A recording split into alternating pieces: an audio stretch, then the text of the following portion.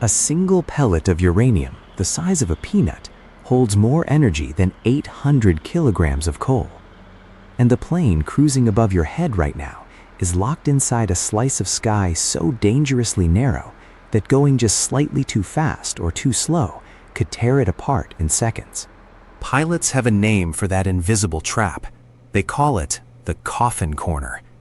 Today, we are connecting two completely separate stories that reveal something disturbing about the hidden limits of our physical world. First, the brutal underground journey of how enriched uranium becomes the fuel that powers entire cities. Then, the terrifying physics keeping every plane you have ever flown on locked beneath an invisible ceiling. Both stories are wilder than you think, and the connection between them will change how you see modern civilization forever. Let us start underground, way underground. About 500 meters beneath the surface in northern Saskatchewan, Canada, sits one of the richest uranium deposits on the planet. The ore here contains around 18% uranium on average, which is extraordinarily high quality. But getting to it is not simple. The ore sits beneath layers of sandstone completely saturated with groundwater under intense pressure.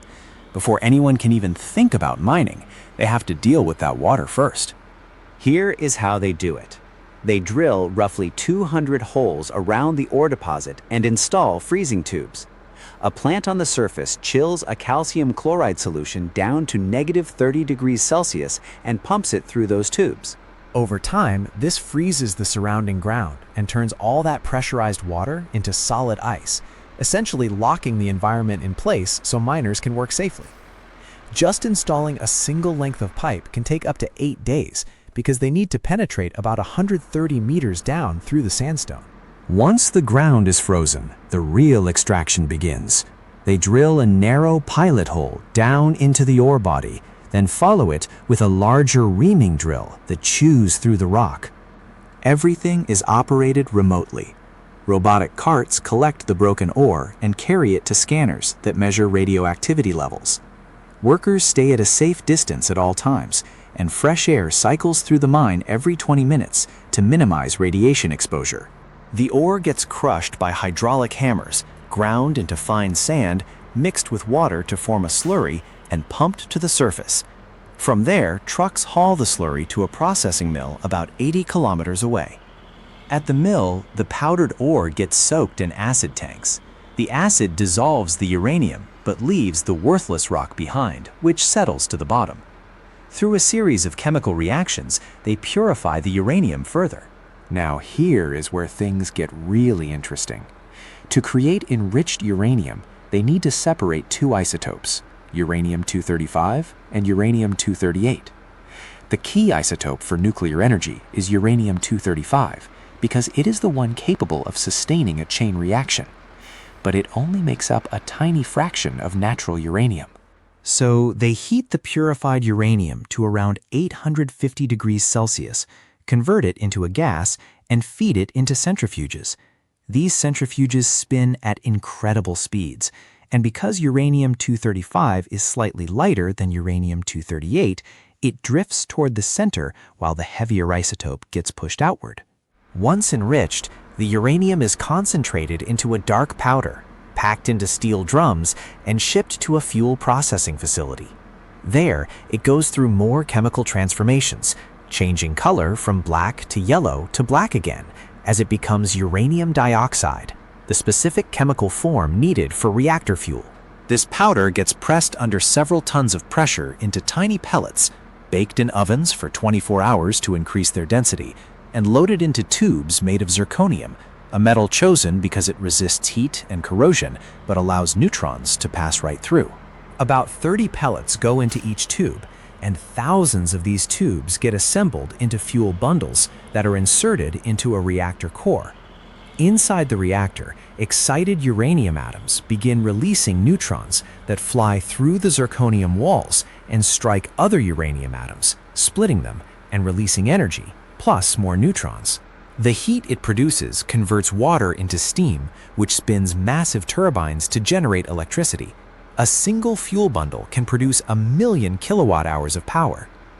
After about a year, spent fuel rods are so hot and radioactive, they must sit submerged in cooling pools for a decade before they can even be handled.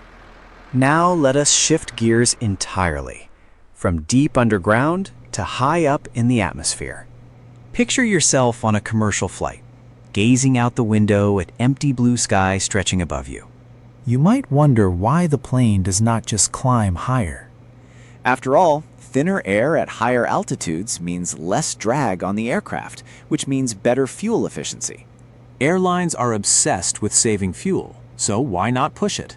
The reason is that the very thing that makes high altitude appealing, thin air, is also the thing that starts to destroy every system the plane depends on. A jet engine works by sucking in air, compressing it, mixing it with jet fuel, igniting the mixture, and blasting exhaust out the back for thrust. Oxygen is essential to that process. At 40,000 feet, the air is already extremely sparse. Go much higher, and the engines simply cannot gulp enough oxygen to burn fuel effectively. Power output drops steadily. Simultaneously, the wings run into their own problem.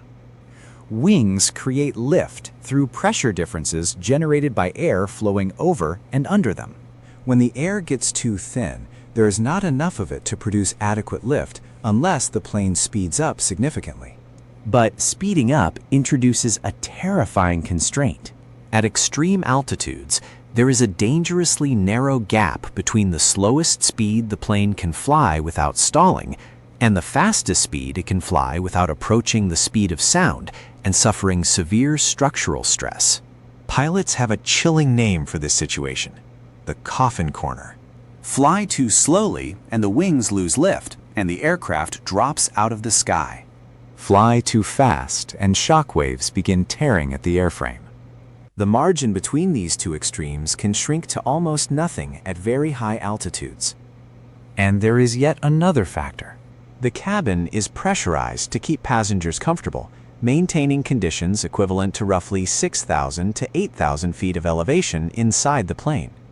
The higher the aircraft climbs, the greater the pressure difference between inside and outside. That difference pulls on every window, wall, and seal in the fuselage.